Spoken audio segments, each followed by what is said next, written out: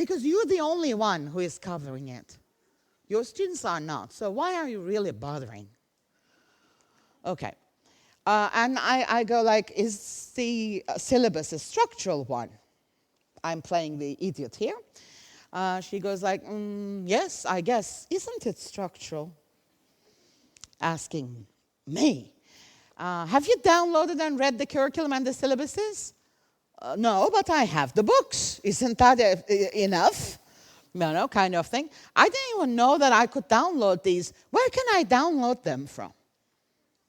Okay, I gave the necessary information.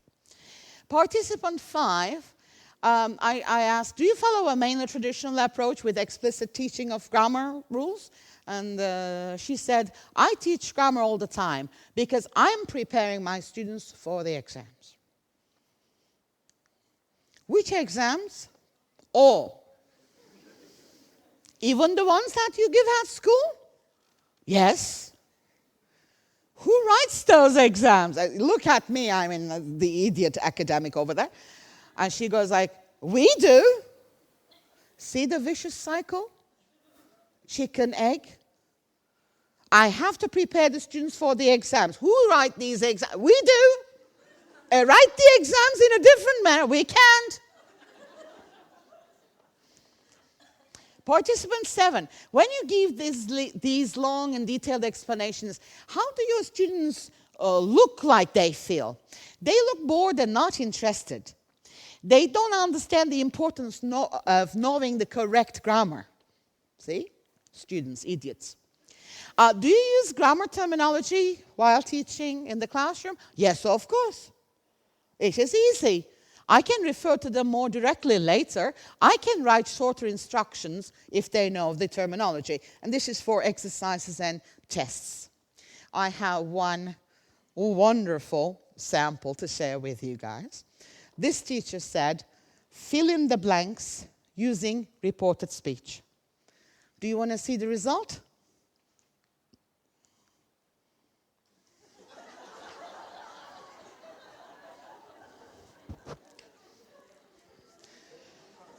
Poor kid. I don't know, I shouldn't say kid, most probably a teenager at secondary school. Fill in the blanks with reported. Okay, I will fill in the blanks with reported speech. Here you go. Reported speech. Speech reported. How about that? If you give me that, I will give you this, right? Okay. And another question is, do they understand what you're talking about? Yes, of course. And the teacher is so confident. Of course they are. I say report the speech, they report the speech. Whoop! I'm reporting. Right? Okay. Okay, another participant here. I say, do you switch to Turkish when you feel, I'm sorry, I miswrote it there, students can't understand? Yes. Do you try to use other ways first to make the message clear, to find a way to communicate? No, because of time restraints. Plus, students want me to. Do you do whatever students want you to? You are an expert in the classroom. Why are you doing what your students want you to? Because now they are addicted to grammar translation. Give me more. Daily dosage, okay? If you don't give enough grammar, they feel, Hocam, we haven't done anything today. We haven't learned anything. Where is my passive voice? Right? And now they are asking for it. See, we have created the monsters, and monsters are eating us. Right. And do you translate or ask students to translate each and every sentence? Yes, especially for long reading text. How about that? And I go like, I'm asking the questions not to offend people. They don't get offended, but still. I was trying to be very polite. Do you think now translation is a natural language skill? Well, no, but otherwise they can't understand the text. Okay? And I go like, are they expected to understand the whole text? Maybe the exercise is just skim, scan, kind of thing. Well, no, But I think they should. Forget the book writer. Who is the book writer? He doesn't know anything. I know everything, okay? What do you do if the activity requires skimming and or scanning? I do the book activities after. They cover the activities, good. But after they finish translating the text. So if, as a book writer, curriculum designer, if you have an objective like guessing the vocabulary from context, there's nothing like that, because they assign vocabulary as homework. Are you filming me? They find the Turkish equivalents and they come to the classroom and translate. So how are they going to make any guesses? They have already found the Turkish equivalent, for God's sake. What guess you talking about? Okay? What?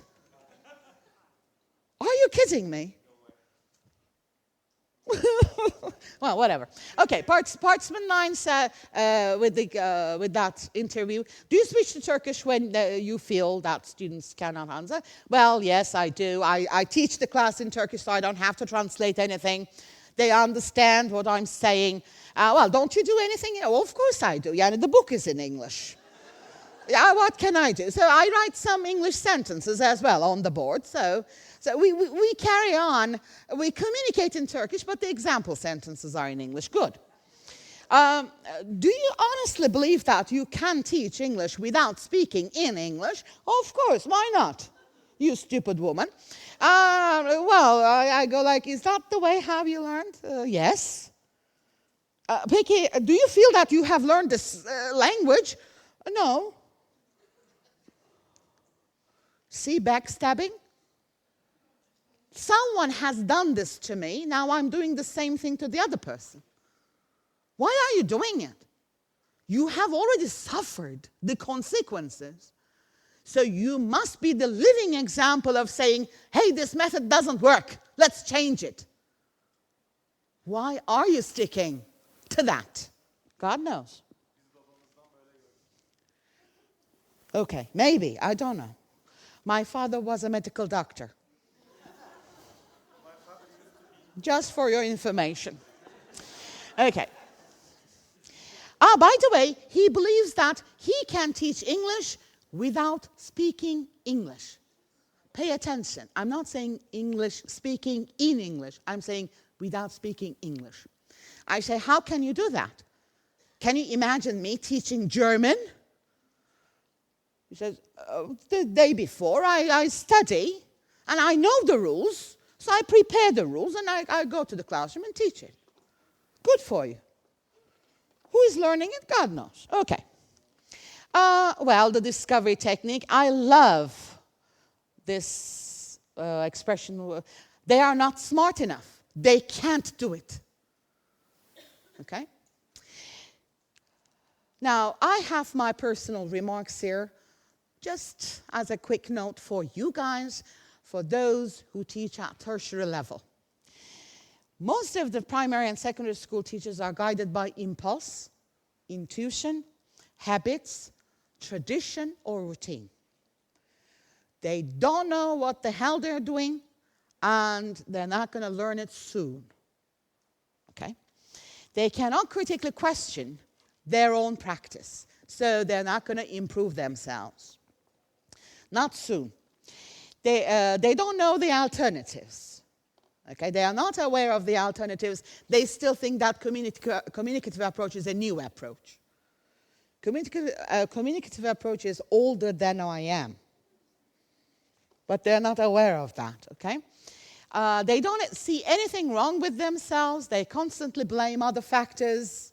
The school, the inspectors, the headmaster, the system, whatever. They spoon-feed the students. They belittle their intellect. They don't see them as intellectual beings, okay?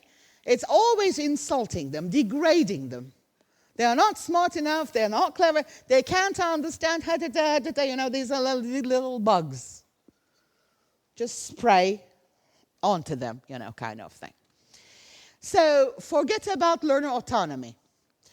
And students who come from this education background, they're going to have really hard time adapting to a tertiary education system, especially if you have very high expectations. So you need to come up with very down-to-earth objectives. Don't do the same mistake. Don't come up with a syllabus which is like, oh my God, C2 level. No way. Okay? And they come to the classroom with the idea that there's a one-to-one correspondence between Turkish and English. So whatever you say, they're going to ask you, what is that in Turkish? What is that in Turkish? So I have some examples. It's just for fun. I love. These are very nice ones, funny ones. I have November Paşalı. I have cheap telephone, don't talk, which means ucuz telefon görüşmesi. Okay? And big toilet, no. I love this.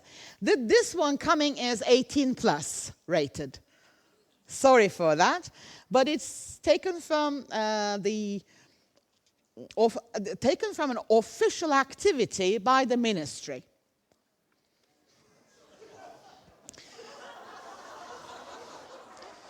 See, this is how developed our country is. Do you have traditional hand job symposiums in your countries? Modern Turkey is coming. And we have traditional ways of doing it. Okay. They don't understand the real communicative value of English. They don't think that English is a language. They think that English is just a subject matter, subject area.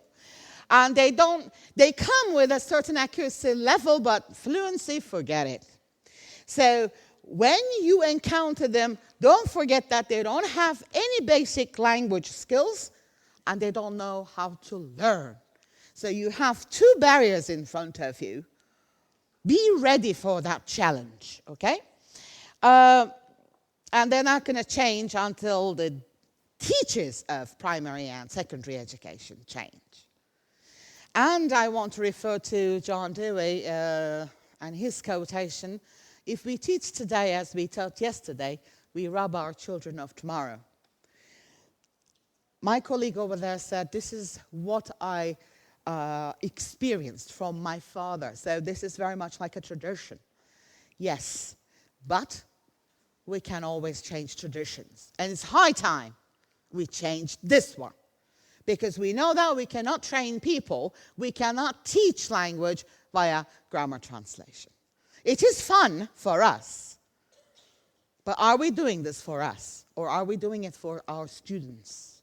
If they're not learning, why are we doing it, okay?